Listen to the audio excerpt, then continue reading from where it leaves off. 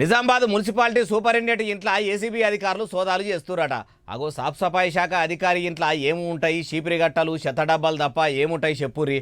పోయి ఆయన ఇంట్లో అర్రలు తొర్రలు దేవులావుడు ఏంది మరి? అంతగానం ఎంకులాడితే ఏమన్నా దొరికినాయా? మనం కూడా చూద్దాం పరి. ఇగో ఈ విధంగా సోదాల కార్యానికి శ్రీకారం చుట్టిరట.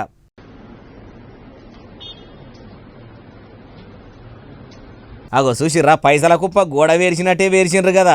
అవిటి వెనుక ఏం తెలియని ఎడ్డిపోరని లెక్క నిలబడ్డ ఆయన గారి పేరు దాసరి నరేందరు. సారు నిజామాబాద్ మున్సిపాలిటీ శాఖల సూపరింటెండెంట్ గా పనిచేస్తుండట. సాఫ్ సఫాయి శాఖల పనిచేయబడితే నా ప్రతిభ ప్రపంచానికి చూపెట్టకపోతే ఎట్లా అనుకున్నాడో ఏమో గాని బువ్వ తక్కువ తినుడు, లంచాలు ఎక్కువ తినుడు, మున్సిపాలిటీ పైసలు ఎనికేసుకున్నాడు పెట్టిండట. దొంగతనము ఇంకేదో దాగదంటారు చూడుండ్రి.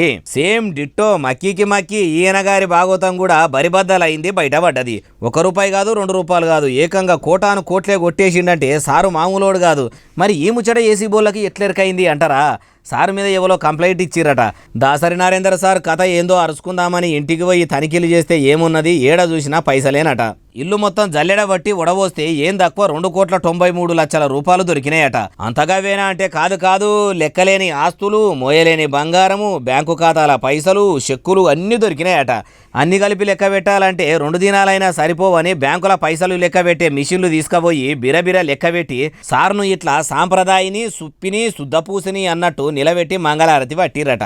అయ్యా యనుమల రేవంత్ రెడ్డి గారు, ఆఖరికి చెత్త డిపార్ట్మెంట్లో కూడా ఈసొంటి చెత్త ఆఫీసర్లు ఉన్నారట. దాని మీద కూడా నజర్ పెట్టుర్రి, లేకుంటే మీ షై సర్కారు జెండాను కూడా చెత్తల వేసే కాడికి రావచ్చు అంటుర్రు ఈ ముచ్చటిన్నోళ్ళు.